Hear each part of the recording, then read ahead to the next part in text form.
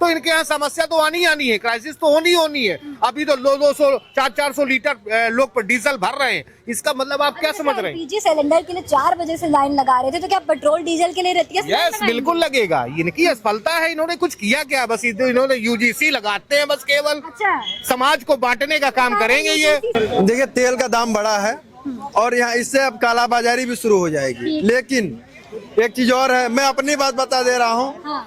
जो युद्ध की वजह से ये लोग कह रहे हैं कि तेल का दाम बढ़ गया। हमारे पास भैया ठकठकैया गाड़ी है, हम दिल्ली ले जाके प्रधानमंत्री मोदी जी के आवाज पे खड़े कर देंगे। नमस्कार दर्शकों, मैं कनक मिश्रा, आप सब देख रहे हैं द इंडिया लाइव। दोस्तों, इजराइल, अमेरिका और ईरान के बीच में भारी युद्ध चल रहा है, जिसका असर सीधा सीधा भारत पर पड़ा, भारत की रसोई पर पड़ा। आप सभी ने देखा किस तरीके से एलपीजी गैस की किल्लत हुई, और आज एक खबर आ रही है कि अब डीजल और पेट्रोल के दाम भी बढ़ गए हैं। तो ये कहाँ तक जाएगा? आइए बातचीत करते हैं, हमारे साथ जनता मौजूद है और बात करते हैं कि उनकी जेब पर इस युद्ध का कितना असर पड़ा है। देखिए, ये जो युद्ध चल रहा है, इससे पूरा विश्व कहीं ना कहीं प्रभावित है। जहां से हमें तेल मिलती, जहां से हमें एलपीजी मिलती है, जहां से हमें पीएनजी मिलती, सबसे बड़ा क्राइसिस तो वही है खाड़ी देशों में।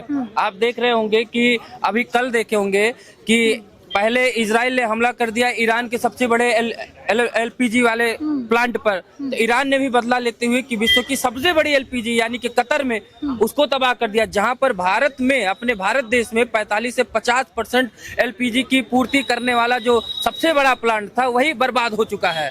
तो अब जितना सरकार के पास पहले से स्टॉक होते हैं, अब वो स्टॉक जब धीरे धीरे खत्म होंगे तो उसमें क्या होगी, जब डिमांड बढ़ेगी तो डिमांड जब बढ़ती है तो कहीं ना कहीं महंगाई बढ़ती है।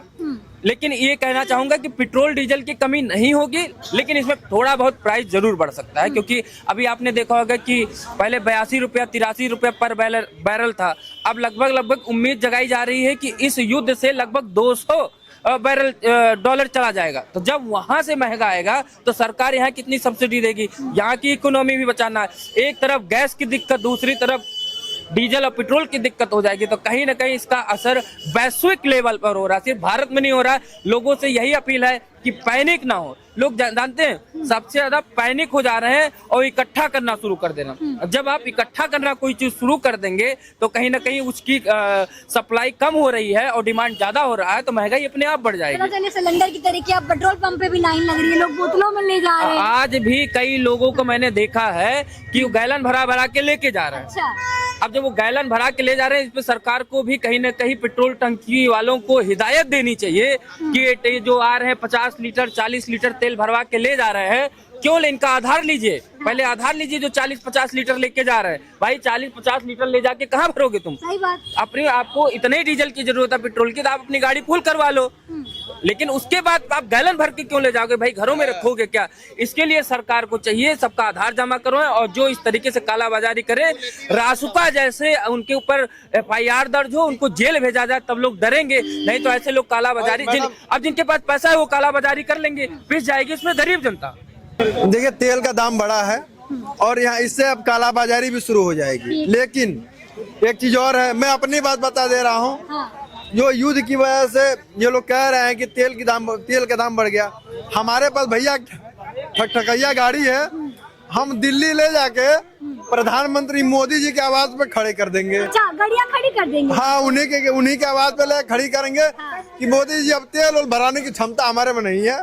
भाई गाड़ी काहे प्रधानमंत्री क्या जाएंगे, मुख्यमंत्री क्या चले जाएंगे? बगल पड़ेगा नहीं, हम प्रधानमंत्री क्या जाएंगे?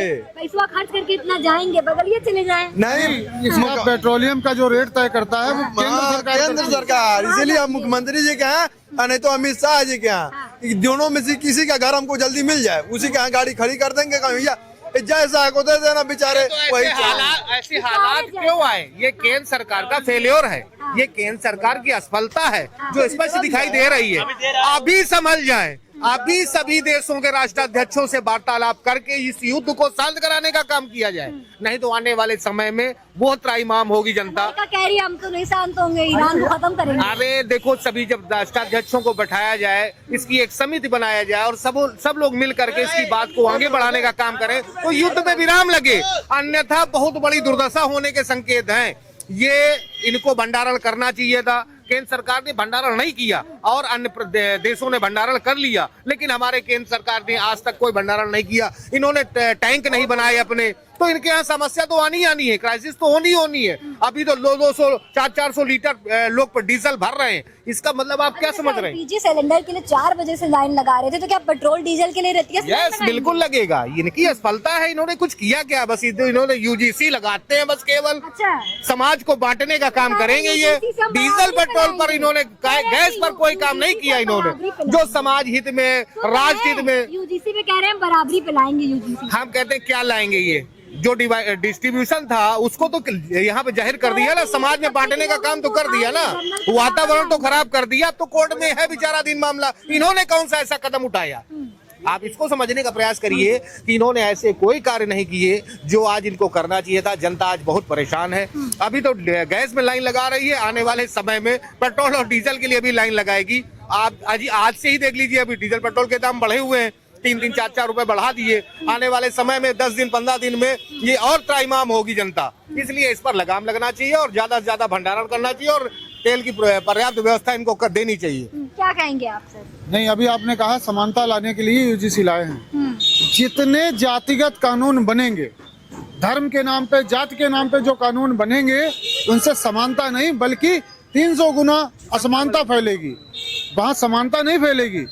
जितने भी कानून जाति के स्तर पे बनते हैं, धर्म के स्तर पे बनते हैं, वो समाज को तोड़ने के कानून होते हैं, समाज को जोड़ने वाले कानून नहीं है।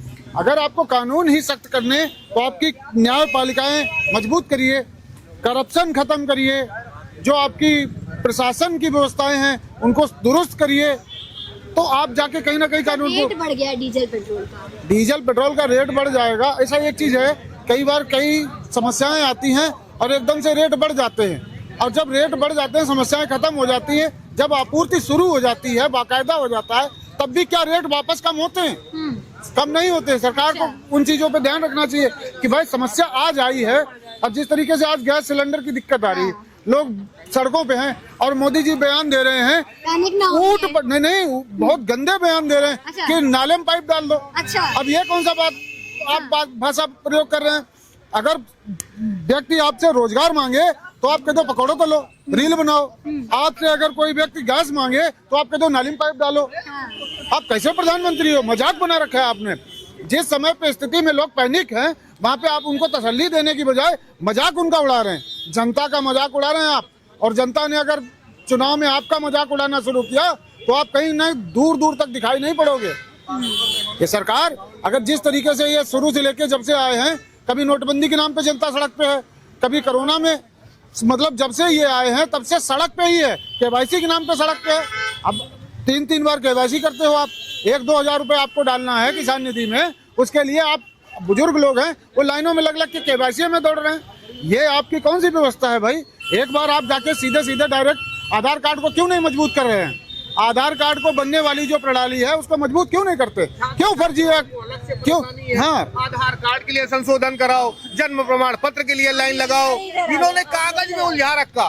कहाँ ये विकास करते हैं? कहाँ पे इनकी बातें हैं? हमें तो यही नहीं समझ आता। जमीनी स्तर पे तो कुछ नहीं है। आज हर व्यक्ति, हर लड़का, हर छात्र एक संशोधन के लिए आधार कार्ड में संशोधन कराना है। कंप्यूटर में गलत हो गया, डेटा पर से गलत हो गया, उसके लिए 20-20 चक्कर लगाता है। पहले भी तो लगाता था। अरे क्यों लगाता था? पहले तो ऐसा कुछ नहीं था। एक बार में हर जगह उनके वो बने हुए थे, सेंटर बने हुए थे नजदीक, वहाँ पे जाता था बच्चा, अपना संशोधन करा लेता था। अब तो सेंटर बना दिए दूर, उसके बाद वो 10 चक्कर लगवाता है कि ये संशोधन के लिए यहाँ जाओ, फिर वहां जाओ, फिर वहां जाओ। तो ये क्या है? भटकता है आदमी, पेपर में भटकाना। कभी अब ये देखिए गैस में उलझा रहे हैं, कभी पेट्रोल डीजल में उलझाएंगे, माने कहीं हिंदू मुस्लिम कराएंगे, बस इसी तरीके के वातावरण गंदे कराएंगे। इसलिए जो भटका रहे हैं पूरा। अब इनके जाने का समय है, तो आप देखें, जैसे जब जाने का समय था, उत्तर प्रदेश किसी नेता ने कहा कि लड़कों से गलती हो जाती है, तो वो जाने का समय था उसका। तो जो है वो कहते हैं ना कि जाको दारुण दुख, जाको विधि दारुण दुख देना, ताकि मति आगे हरि लीना। तो इनकी मति जो है अब भगवान ने हर लिया है। जनता ने कह दिया पुनश्च मोस्कम भो, तो फिर से वही बन जाओ, इसलिए ये सारी गलतियां गड़बड़ियां करती जा रहे हैं। जैसा एक सीमा होती है, कमल का फूल जो खिला हुआ था, खिलने के बाद देखिए सवेरा होता, दोपहर होती है, शाम होती है, तो कमल का फूल भी अब जो है सूख चुका है, धूल में मिल चुका है। आने वाले समय में उत्तर प्रदेश में नई सरकार बनेगी और भाजपा बहुत बुरी तरीके से हारेगी। जो है देखिए, सूरज की बुलंदी का अंजाम अंधेरा है। ये जालिम वक्त ऐसा है, न तेरा है न मेरा है। ये सच है कि बीजेपी ने बहुत कुछ किया, लेकिन ये भी सच है कि नरेंद्र मोदी जो है वो दिग्विजय सिंह की जाल में ऐसे फंस गए हैं, ना उगल पा रहे हैं ना निगल पा रहे हैं। और दिग्विजय सिंह वो रणनीतिकार हैं जिन्होंने अपने जीते जी माधवराव सिंधिया को कभी भी मध्य प्रदेश का मुख्यमंत्री नहीं बनने दिया, जबकि माधवराव सिंधिया राजीव गांधी के बहुत करीबी थे। तो मोदी जी का जो यूजीसी कानून गाइडलाइंस है, कानून तो बहुत पहले से जो गाइडलाइंस आया है, उसमें जो लोग यूजीसी का समर्थन कर रहे हैं, तो यानी समान नागरिक संहिता क्यों नहीं लाए, सारे नागरिकों को एक साथ कर दे। अभी थोड़ी देर पहले यही चर्चा चल रही थी।